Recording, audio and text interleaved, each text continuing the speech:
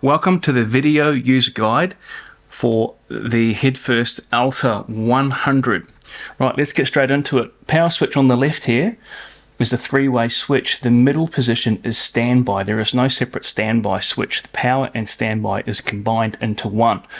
So if you bring it down to the halfway mark here, that's standby, right?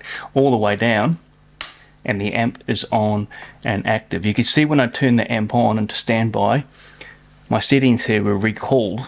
We'll talk about how all these settings work in a second. One of the features the amp has is the last setting that was stored gets recalled when you power the amp back on, which is pretty handy when you just kind of have a favorite setting that every time you want to turn the amp on, it will recall, which I have done here. This is channel 3.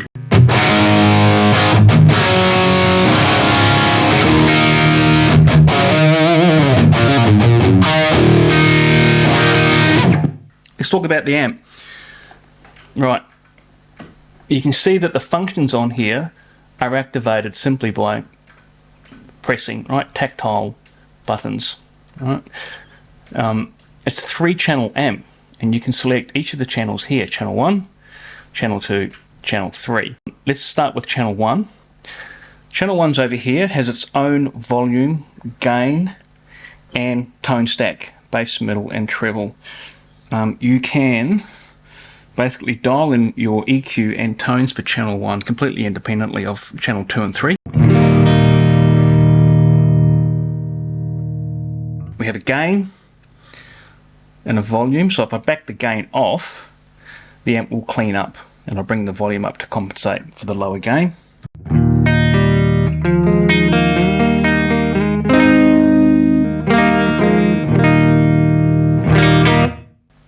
If I bring the gain up, and I'll back the volume back down again, you'll hear this thing will start to get into plexi style overdrive tones.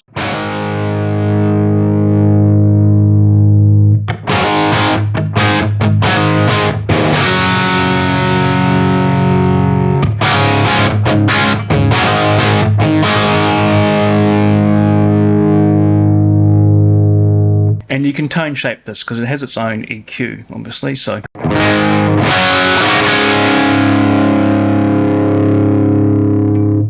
functions that are available on channel 1 in terms of voicing options, we have bright 1 and bright 2. Okay, these bring in bright caps or a bright voicing into the channel. So we were playing channel 1 there with no bright voicing on. Let me bring the gain back to midday. Here's our basic sound there. Bright 1. This adds a little bit of sparkle. Bright 2 is far more aggressive, and you'll hear this start to sound like a good old-fashioned early 70s plexi.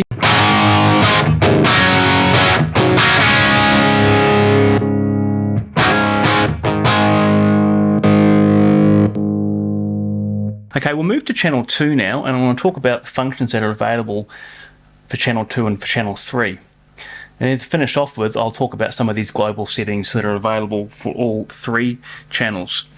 We're into channel 2 here. Once we're into channel 2, we have our own volume for channel 2 and its own gain. Okay, here is the tone stack for channel 2, bass, middle, and treble. And here's our kind of core tone here, just in basic channel 2 mode.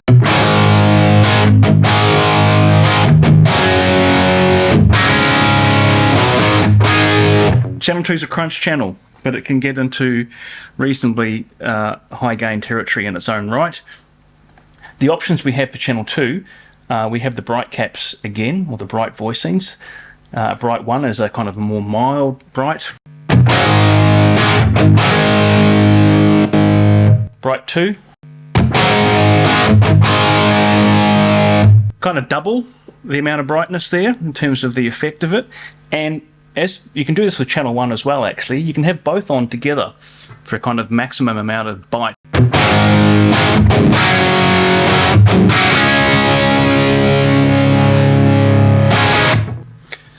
Bring this back off again.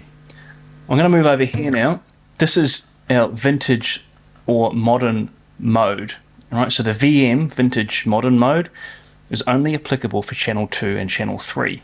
All right, if you're on channel 1 and you activate that, nothing will happen. Okay, so with the LED off, we're in vintage mode. And I'll move it into modern. More gain, tightens up the bottom end.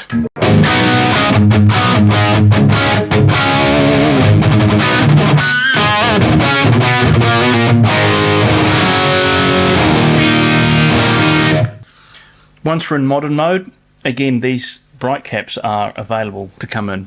If I'm looking for some more bite, that's there for me.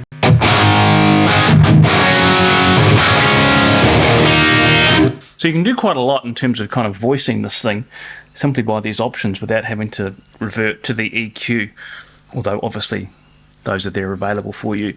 Okay, the next feature that's available in channel 2 is the clipping mode, right? So this brings a diode clipping or kind of Jose style clipping into the amp, increases the amount of compression. You do get a volume drop as you typically do with this kind of setup in an amplifier.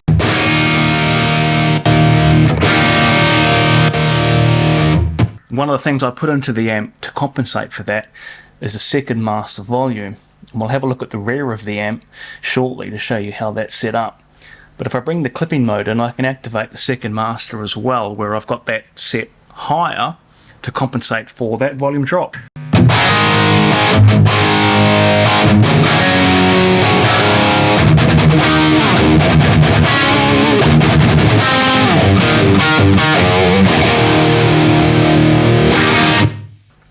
So you can see in channel 2 here, with the clipping on, we are getting quite reasonably high amounts of gain and compression. And you can see I've got the gain here dialed up at about 7 of 10.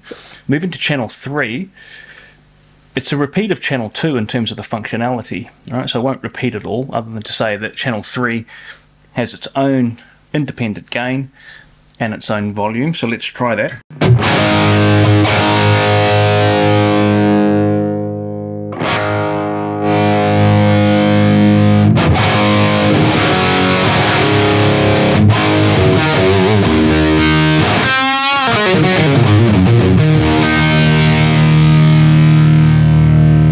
Bring the brights in on that.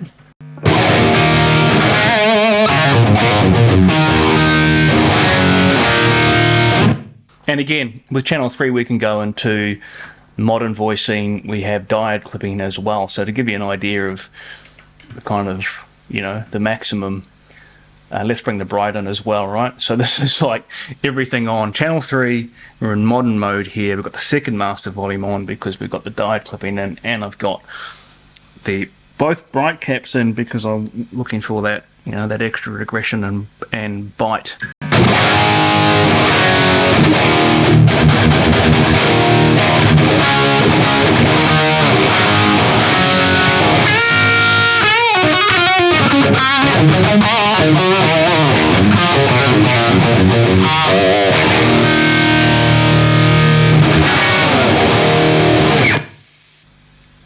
Okay, let's talk about the global functions.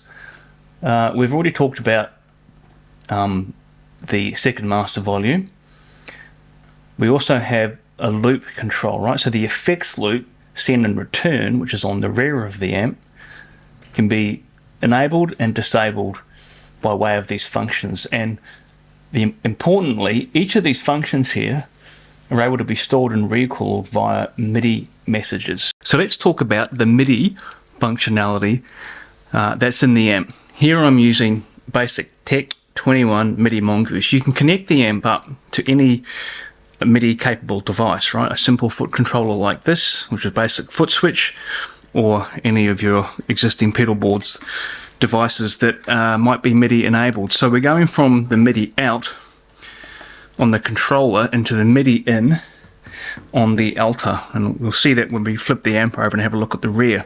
What I want to point out is that the amp has phantom power, right? So I've got a 7-pin DIN plug here, and on the bottom 2 pins we're sending a DC, low volt DC signal or power up across the cable. So when I plug this in, right, I'll just put it on top of the amp here, turn the amp on. My foot controller is powered, right? It does not need a separate battery or adapter. All right, so that's a pretty handy feature, I think. Let's talk about how to actually use the MIDI.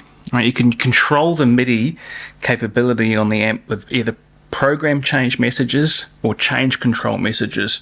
Program change messages are for recalling presets. That's what I'll demonstrate with this foot controller. Using change control messages, and I'll put the messages up on the screen right now, you can control individual functions, right? So each one of these channels and options can be controlled completely independently with its own change control message. Let's talk about how you store a preset. Okay, quite simply is you send, this is program slot 1, right, MIDI program 1. So I send 1 to the amp, and then I dial in what I want. So I'm going to say, okay, what I want here is channel 1, and I want that aggressive bright cap in. Turn the other bright cap off, store that. You get the confirmation that it's stored by the way that it's flashed, and I'm going to go now to program slot 2, and I want 2 to be channel 2. I want it to be vintage voicing. I want both bright caps on. Store that.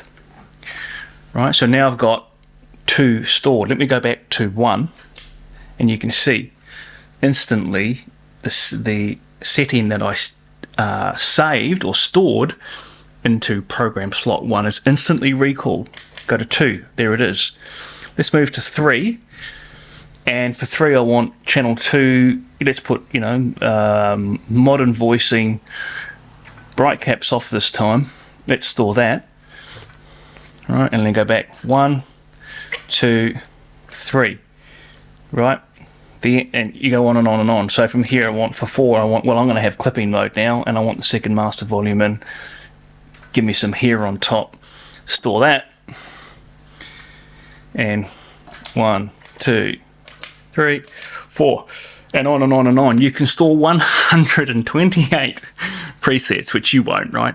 But mathematically you can.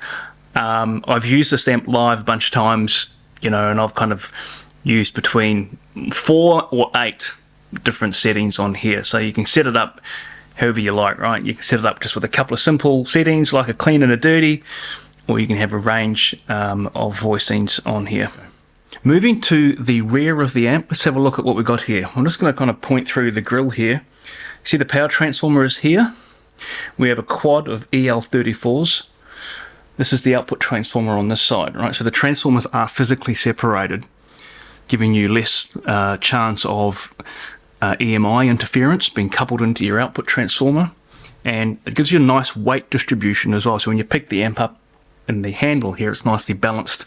There's a filter choke which is just sitting next to the power transformer. You probably can't see it on the video, right? And we have 5 12AX7s spanned across the front of this thing, right? So 5 12AX7s and a quad of EL34s.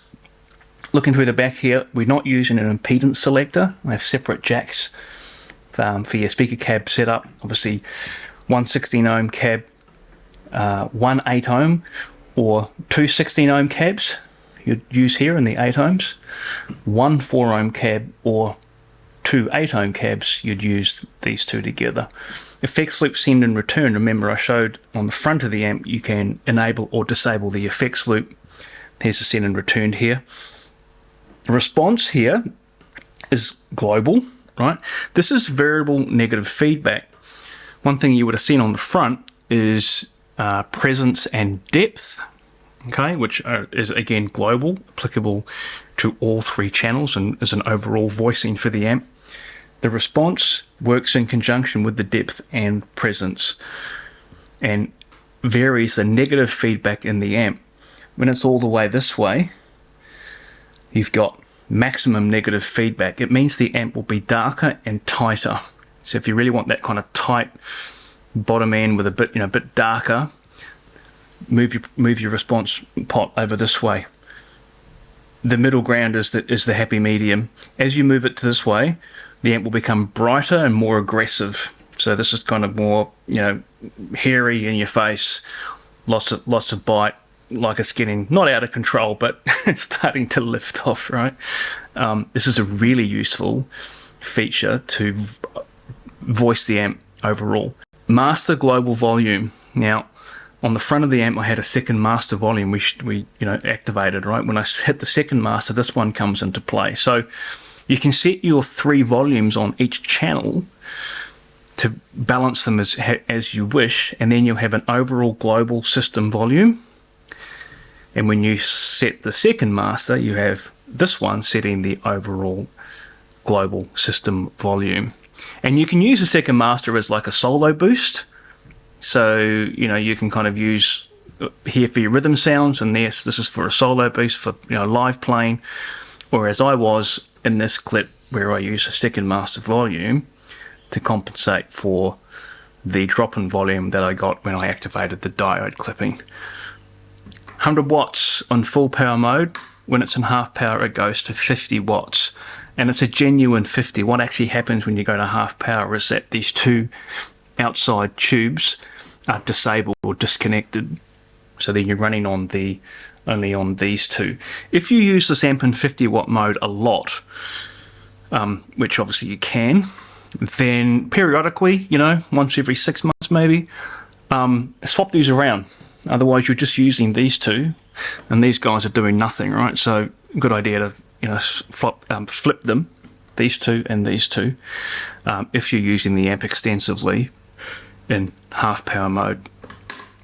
MIDI in, MIDI out, just as what we demonstrated before, right? The foot controller that I was using was plugged into the MIDI in. So here's our MIDI jack here. From the MIDI out on the foot controller to the MIDI in on the amp. Let me get it the right way around. There we go. Okay. And it has a MIDI through. So if you have other MIDI controllable devices sitting back with your amp, like an Eventide H9 or the new H90 or anything like that, you can have that, you can imagine the H9 sitting on top of your amp here with a daisy chain off the MIDI through into your H9. It means that when you change your presets, as I was just demonstrating, your H9 could change simultaneously, and I have used the amp like that, and it's a killer setup. HT high tension fuse here, obviously, and the IEC mains in. Your mains fuse is sitting in here. Okay, so 2 fuses, the mains fuse and the HT fuse. Obviously this is a 240 volt unit, and in the US this will be labelled 120 as you'd expect.